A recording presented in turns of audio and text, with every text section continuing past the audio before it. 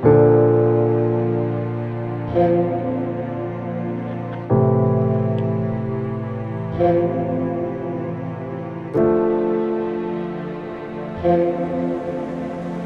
had this conversation, right? If you was a good boy last time, I'd take you again. Yeah? And what happened?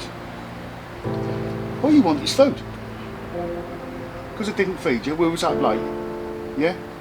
And you didn't want to go fishing. Don't look at me. Don't say that. Don't blame it on the cats. The cats weren't even there. Well, welcome back. How you doing? It's good to see you again. Let's have a cup of tea.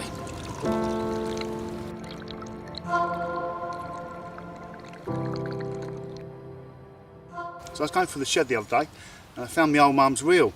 I mean, bless her heart, rest in peace. Love me mum.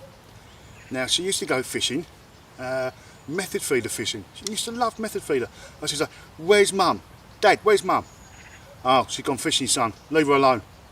So I think that was a little bit of time alone, you know. She never used to go fishing often. We never used to talk fishing much over the phone. But I knew, you know, and every now and again she'd say, oh, I caught a big carp on the method feeder. I said, did you? It was kind of strange to hear her talk about fishing. So who knows how much she really done of it. So anyway, I found this reel, right? I found this reel in the shed. And it's the only reel in the shed I found. And that's my mum's. And well, I don't know what sort of reel this is. I mean, let's have a look. Well, what's it say on it? KLD X, oh I don't know, KLD. Never heard of it. There we go. That's an X300. I'll show you in a minute. Guys, if you know what this reel is, let me know in the comments. I'd be quite interested to know. So anyway, I thought to myself, okay, I've got to go and catch a fish on this reel. Because I love a challenge, right? You know, I get bored easily. I love a challenge. So all I've got to do, go out in the method, use this reel, catch a fish. How hard is it going to be? Getting across London by road, Monday to Friday, it's like winning a tournament.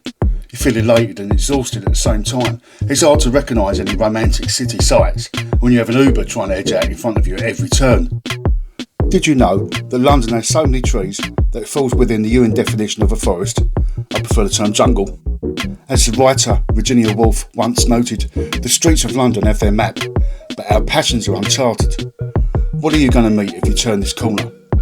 Well, a BP petrol garage would be nice. I've got to fill up before I go fishing. Talking of fishing, I'm really hoping to catch a big river bream today.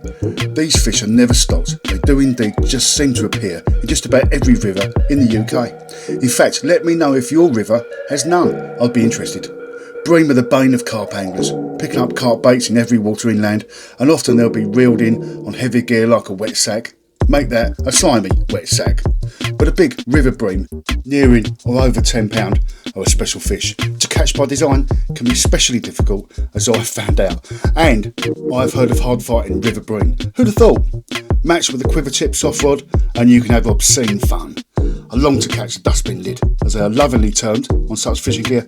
It's a warm September day, surely it's made for it.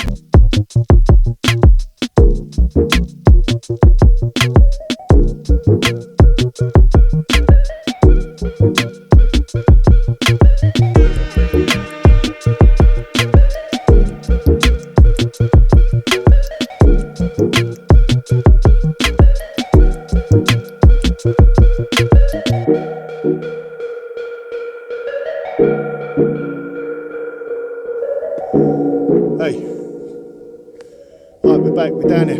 So, that was a rush from work. I couldn't wait to get fishing. But it's been pretty warm this afternoon.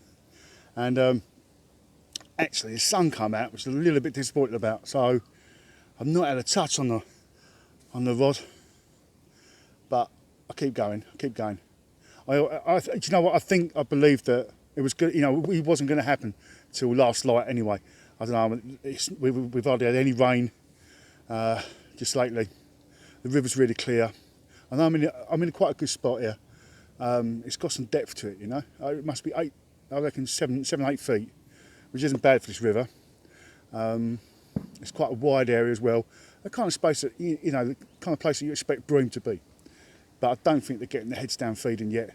There's been a lot of activity on the water, a lot of activity bankside, you know, cyclists, dog walkers. Oh guys, I didn't show this rod. So this is a rod I'm just pairing up with my mum's reel. Now, this is a real old rod. And I don't know how old this is, right? But this is old. And it's actually, it's round the wrong way. But that actually says hand built for Dennis. Fantastic. I don't know who built it, neither. That's the only, yeah, that's the only thing on it. But look at the eyes. Oh, come here. There we go. So you got this. Oh, let's get it on camera. That's quite a, it looks like kind of like a heavy feeder, but this tip is nice. It does a bit, but I don't want to break it. Don't break it. Don't break it. Don't break it. Interestingly, they've left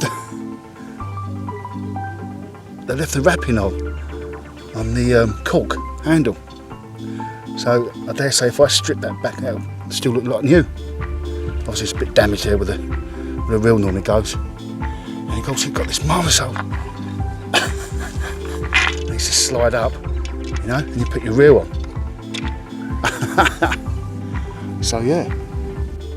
Guys, have you got any information about this rod, who might have made it? I believe it was, I believe it came from East London, but I'm not 100% on that. So let's hope Mum's reel and Dennis's rod bring me some luck today. The first thing I need to do is start building up a swim, casting into the deepest and middle part of the river. I'm aware that too much bait going in now might not help my cause, so I'm not going to start balling it in. It's bright and very warm, let's see how it develops. The sun's going down now, fingers crossed for some action. This is usually the time when feeding might start, a bit of weed coming through the river, so my tip is high to keep the line off the water. Now you don't want the method mixed too wet or too dry, just enough so it clamps around the feeder. I particularly like sweet corn and fake sweet corn as a hook bait. Time to start loading the swim with bait. Bream love to hoover up on the bottom. My casting has to be accurate, on the same spot, and create a dinner table.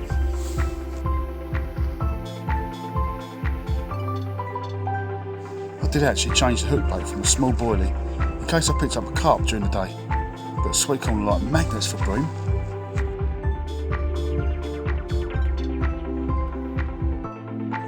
The light is really fading now.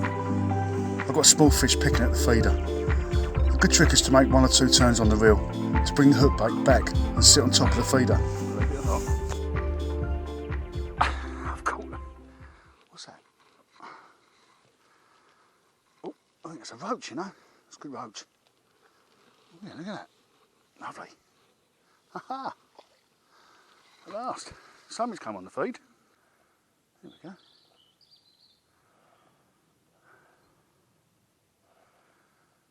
Well, we've not blanked. I've been all day. It's really important to tighten right down to the feeder. You should have the rod tip bent over. I'm looking for a big pull round of that tip, and then a quick strike to set the hook. Really losing the light now. We'll have to put on a starlight on the tip to see it. Come on! I feel it's going to happen. I can only fish an hour into dark, then I've got to go.